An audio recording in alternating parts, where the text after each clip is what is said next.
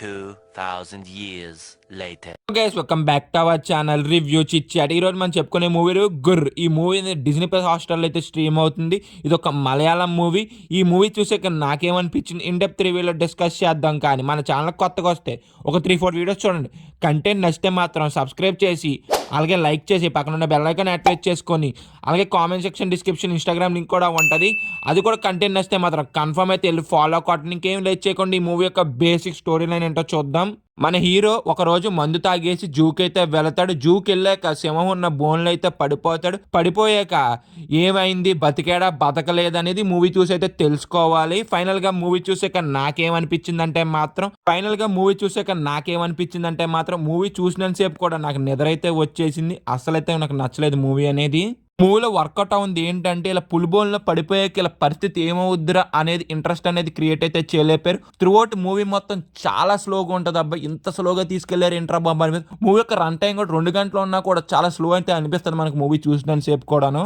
Movie చూసినంత సేపు కూడా నాకు ఒక 2 పాయింట్లు అనవసరం అయితే అనిపించింది. ఒకటి మీడియా ఏమనుకుంటుంది, ఇంకో జనాలు ఏమనుకుంటున్నారు.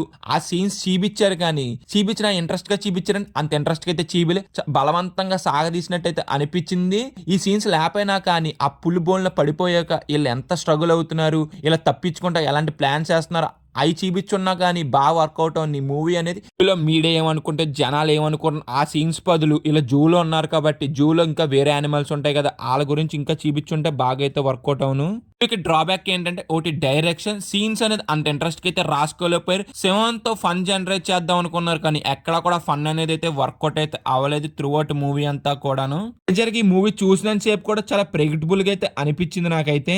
మూవీలో ఎంత ఫన్ చేసినా కానీ మనకైతే క్రింజ్ లాగానే అనిపించింది కానీ ఎక్కడా కూడా నవ్వైతే తెప్పించలేకపోయింది మేజర్ గా మూవీ అంతా కూడాను.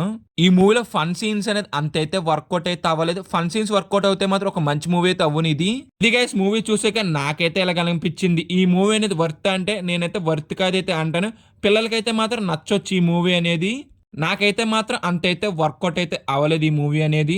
కమింగ్ టు ద పర్ఫార్మెన్స్ ప్రతి ఒక్కరు ఓకేస్గా చేశారు. ఇంకా సినిమాటోగ్రఫీ ప్రొడక్షన్ వాల్యూస్ కూడా అవి కూడా డీసెంట్ అయితే ఉన్నాయి. ఇంకా ఓవరాల్ గా మేము ఇచ్చే రేటింగ్ ఎంత అంటే మాత్రం 1/5. వీడియో ఇప్పటి వరకు చూసారు కాబట్టి మీకు నచ్చితే మాత్రం లైక్ చేసి సబ్స్క్రైబ్ చేసి పక్కన ఉన్న బెల్ ఐకాన్ యాక్టివేట్ చేసుకొని అలాగే comment section description Instagram link కూడా ఉంటుంది. అది కూడా కంటెంట్ నచ్చితే మాత్రం ఫాలో అయితే కొట్టండి. Bye guys. In the next video. జై హింద్.